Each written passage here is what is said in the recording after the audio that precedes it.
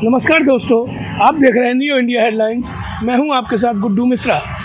जौरा विधानसभा से कांग्रेस ने पूर्व प्रत्याशी पंकज उपाध्याय को अपना उम्मीदवार बनाया है, तो वहीं पंकज उपाध्याय ने इस बारे में बात करते हुए बताया कि जौरा में विकास के नाम पर कुछ नहीं हुआ है, शराब की नालियां बहती रही हैं। आपको बता दें, जौरा से कांग्रेस प्रत्याशी के रूप में घोषित हुए पंकज उपाध्याय जी ने कमलनाथ को सनातन धर्म को मानने वाला बताया और उसी अनुसार कांग्रेस ने अपनी सूची भी जारी की, जबकि भाजपा ने पितृपक्ष में सूची जारी की थी, जिसका परिणाम कहीं ना कहीं उनको मिलेगा। रोजगार के मुद्दे पर जौरा को कहीं ना कहीं अपेक्षित बताया, तो वहीं कैलारस शक्कर कारखाने को भी आज तक चालू नहीं किया गया, जिसे बेचने का भी षड्यंत्र किया जा रहा है। मुख्यमंत्री शिवराज सिंह चौहान को घोषणावीर बताया, जो कहीं भी जाते हैं नारियल जेब में रख के चलते हैं और जहां मन आता है फोड़ देते हैं। भाजपा के मामा झूठी घोषणाएं करते हैं। जौरा कैलारस के विकास के लिए भाजपा ने कुछ नहीं किया है, ना ही उनके विधायक ने कुछ किया।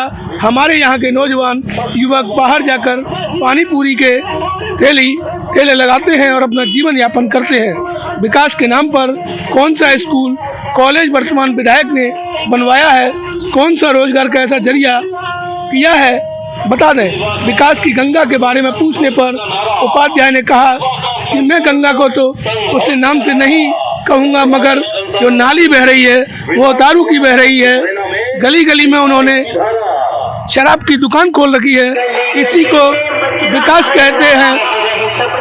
वर्तमान विधायक ने कई बार ऐसे वीडियो जारी हुए हैं जिसमें कहा गया है कि शराब के ठेके हमारे हैं, हम उन्हें कैसे बंद कर दें। निश्चित रूप से रोजगार और विकास के नाम पर कांग्रेस वोट मांगेगी और जीतेगी भी।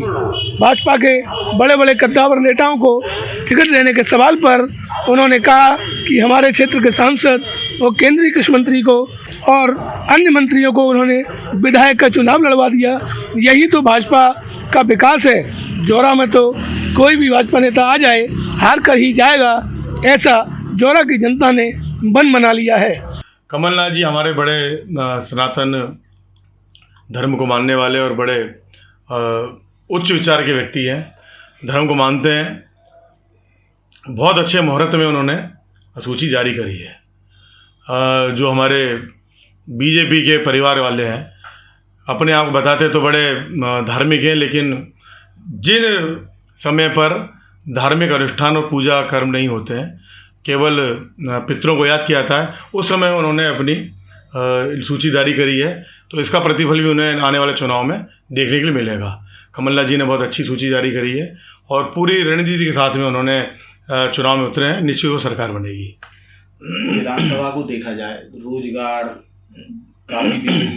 की निश्चित रूप से जौरा विधानसभा में विकास का कोई कार्य नहीं हुआ है।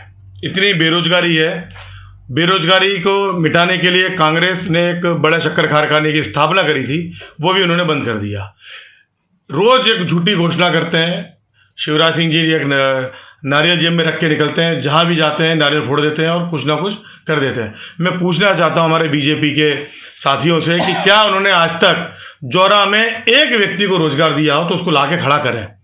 कोई ऐसा कोई काम किया हो उन्होंने जीवन में बदलाव करने के लिए। राजनीति होती है समाज में बदलाव के लिए, समाज को उठाने के लिए, विकास के लिए, क्षेत्र के विकास के लिए उन्होंने क्या काम किया है, कौन सा स्कूल बनाया, कौन सा कॉलेज बनाया, रोजगार के लिए क्या साधन लेके आए। हमारे यहाँ के बेरोजगार पूरे देश में पानी के ठेले चला रहे हैं, पूड़ी के ठेले चला रहे हैं, मजदूरी कर रहे हैं, लेकिन हमारे यहाँ आसपास कोई विकास का कोई काम नहीं हुआ, न कोई रोजगार हुआ। इस मुद्दों पे लड़ाई लड़ी जाएगी और निश्चित रूप से कांग्रेस पार्टी सफल होगी।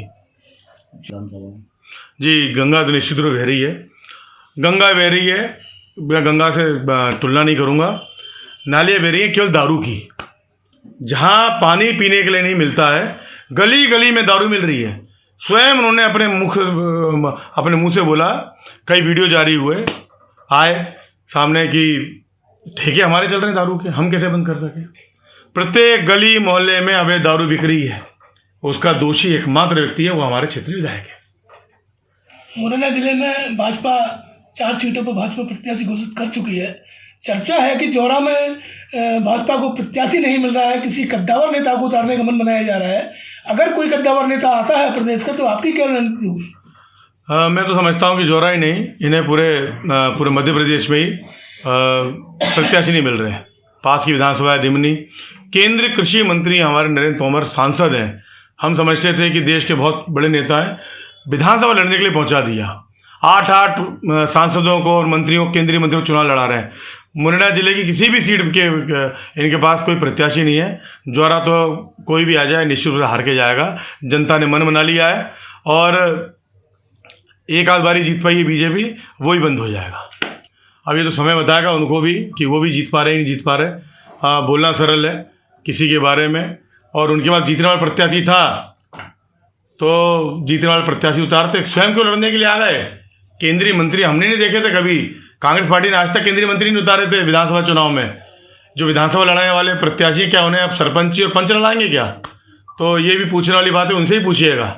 तो वहीं जोरा से भाजपा प्रत्याशी ने जोरा के प्रत्याशी पंकज उपाध्याय के कांग्रेसियों द्वारा किए जा रहे विरोध के बारे में कहा कि वर्तमान में अब जोरा से विधायक सूबेदार सिंह ने कहा कि कांग्रेस में पहले ही सिर फुटबल हो रहा है, जबकि भाजपा में ऐसा कुछ नहीं है।